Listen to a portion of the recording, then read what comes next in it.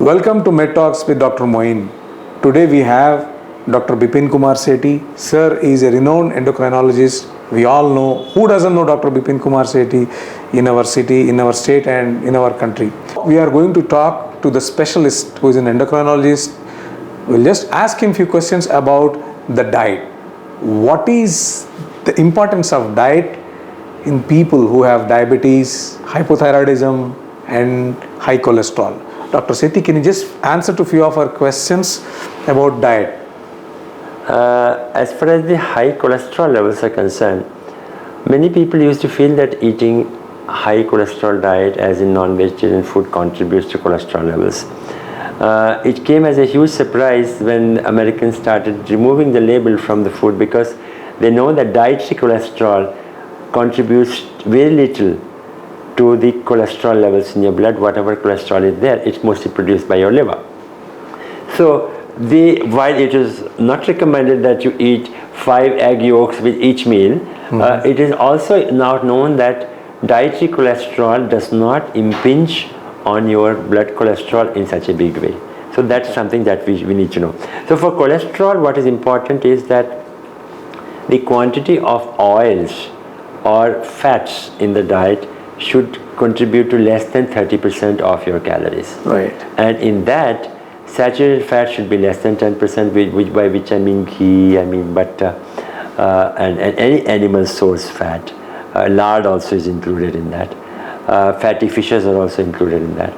And then you have got the other issue of how much of proteins are to be consumed, how much of carbohydrates, because this is all the trinity, the fat, the carbohydrate and the proteins constitute the major macronutrients.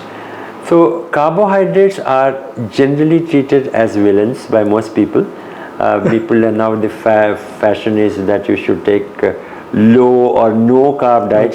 But I think, to be very fair, it is said that the development of the human brain and the size of human brain increased after we started shifting from the animal-based diets to the plant-based diets. Okay. So then plant-based diets are largely carbohydrate diets. So without going into many controversies over there, dietary intake does not have much role for cholesterol, but it has got role for triglycerides.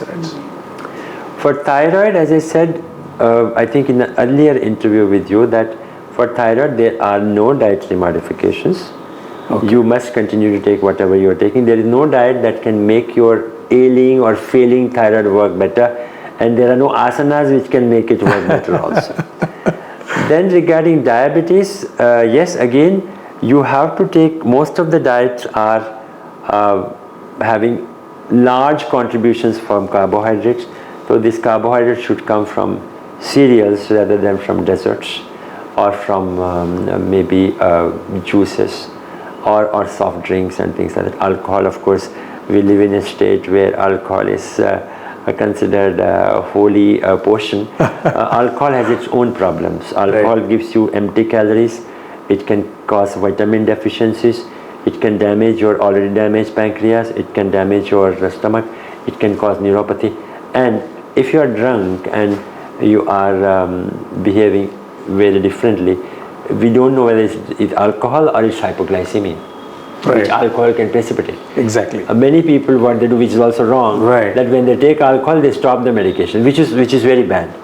So, but what I'm saying is that alcohol can produce many things. So, not moralistically, but at least medically, there is reasons to believe that alcohol should not be consumed. There is increasing epidemic of non-alcoholic liver disease, and if on top of that you add alcohol, so there are huge issues: pancreas, liver, nerves, and hypoglycemia. I know of a friend who, friend or a patient who had hypoglycemia, and he had probably smelt alcohol, and he was taken, he was arrested, and he was in the jail, and the doctors went there and they said that this fellow is hypoglycemia, and he is not psychotic. So that's the importance of alcohol. Regarding the fruits, I think everybody likes the fruits, and seasonal fruits are very good, except mangoes. In a well-controlled diabetic, you can almost eat everything. But how many people are well controlled? We are living in world or even in a country where less than 30% people are having good control. So you tell them to take 2 bananas or have 1 Banganpalli mango or 1 large Himayat, you can imagine what their glucose levels are going to be. So fruits, as in you can take apple, you can take all citrus fruits, you can take pomegranate, you can take whatever fruits you think of, the kiwis or the strawberries or the cherries. What are the main fruits which the diabetic patient should not touch? There is nothing like you shouldn't take. If you are well controlled, you can take a small banana, you can take a little bit of mango, you can take a little bit of sitafal, you can take chiku, or you can take a bunch of grapes. But typically a fistful is okay if you are well controlled. If you are not well controlled, then anything is bad. But largely people are dissuaded from taking banana, maybe sitafal, sapota, and mangoes. These are fruits. And some people say very sweet grapes also. But a fistful of fruits can be taken. Apples can be taken. Papaya can be taken. Watermelon. There are so many fruits which are like permissible to eat and which can replenish your energy and your soul. And the desire to eat something sweet. Now there's something like diabetic sweets. Diabetic chocolate. Right, sir. The only thing they take away is the sucrose. Rest everything is bad. Supposing I take rasmalai or I take basundi without sugar, is it very healthy? It isn't. Similarly, chocolates also have got a lot of oils, coca oil and other things, and they are bad because of that, not because of the glucose. So many times we tell people that, can I take sugar-free chocolates? We tell them, you take the sugar one, at least you will feel guilty that you are eating, and you will take, you will limit the portion size. True. Otherwise, what happens is that many times these permissions and all are very relevant. Once one patient came and asked me, sir, can I take at least half a laddu on the puja day? So he was very well controlled, and we said, yeah. And his wife came the next day, she fought with me. Every day is this puja? No, you permitted him to take laddu. He went for the Maha Abhishekam and he take half a kg of that laddu. So these are something which... I just thought the other side of the story. He was doing puja every day or maybe 3 times a day. Yeah, at least this particular janma may not improve, the next janma will certainly improve. And we tell people that, okay, yes, prasadam, we are very emotional about prasadam. Whether you take a grain or you take the whole bowl, it is the same. Exactly. So if you are very pious, you can take a little bit. The Tirupati laddu that we get in our unit, we distributed 30 people. And even if one of them is diabetic, no harm is done. If God is there, which He is, and if He is happy only if we eat the prasadam, then so it be, He will be happy. Sir, now talking about the sweeteners which are being added into the tea, coffee, like people are like, they cannot have tea or coffee without sugar. And now some people say like, I'm just having some, sweetener, but it is not sugar. What do you have to say about this? Yeah, I think that can be added, except there are some concerns in pregnancy. Some people say that we don't want to give anything unnatural during pregnancy, so we tell people that avoid it. Okay. Otherwise, and there are some rare disorders like phenylketonuria and all, wherein you should not use certain kinds of sweeteners, but in the quantities that they are given, they don't cause major issues. There are people who used to say that saccharin causes bladder cancer, or there are some mental disorders or mental problems with aspartame. All those things are not correct. So whatever you want to take, you might take in the quantity that you should be taking. And as I said, if somebody is very well controlled, and really there are many people who say that if I take 1 gram of sugar, I'm happy, then please take it. There is no harm in taking 1 gram of sugar. So I guess it's to do with moderation. And sweeteners. So it is all the number of calories you are just taking in. And also, if that is going to increase the compliance with the rest of the diet, then why not? Most of the sweeteners can be taken, and I think there's nothing specific about stevia or this or that. You can take anything. Some of them are having issues of bitter taste. Some of them are issues that they cannot be added to the baking item that are to be baked. So some of the sweeteners cannot be added to the item that are to be baked because they alter the taste of the baked food. So that you can search, and for even otherwise people are going to read Google Mata. They can read Google Mata for that and consult which can be taken for with the foods that can be baked or not baked. In our country, many people don't bake cakes, and if they do bake, they make everybody else eat it also. So I think it's important that we let persons live their life as normal as possible. If something is grossly wrong with their behavior, we can tell them this is not good.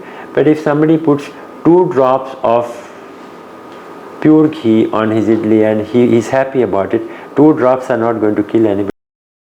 Right. So we tell them that okay, fine, but and this nariyal chutney and this pali chutney are also very great sources of energy. So if we eliminate them, we can eliminate a lot of calories. So I think that's important. Yes, sir. Sir, one quick question about alcohol. We were just talking about alcohol. There are some stories like people narrate saying that, I just take 1 peg of alcohol, it increases my HDL. Somebody says whiskey, somebody says some red wine, white wine. What do you like to say? I know that you don't consume alcohol. This is not on moralistic ground. This is on scientific ground. The European Society for Cardiology, I think in the last year, they have withdrawn the statement on alcohol completely, saying that there is no evidence that alcohol is good for the heart. If a society can withdraw the statement, I think we should then... there is no justification in encouraging people to take this or that thing, because I know of a woman who was told by a cardiologist, this is a true story, everything else also that I told also was true, who was told that alcohol might improve your HDL, and she was horrified that she has to now start taking alcohol. So she changed her doctor. Oh my God. And then she said that the doctor advised me to take alcohol. I said no, he must not have advised you to alcohol. You asked him what are the ways of increasing HDL. Alcohol increases the wrong kind of HDL, not the cardioprotective one.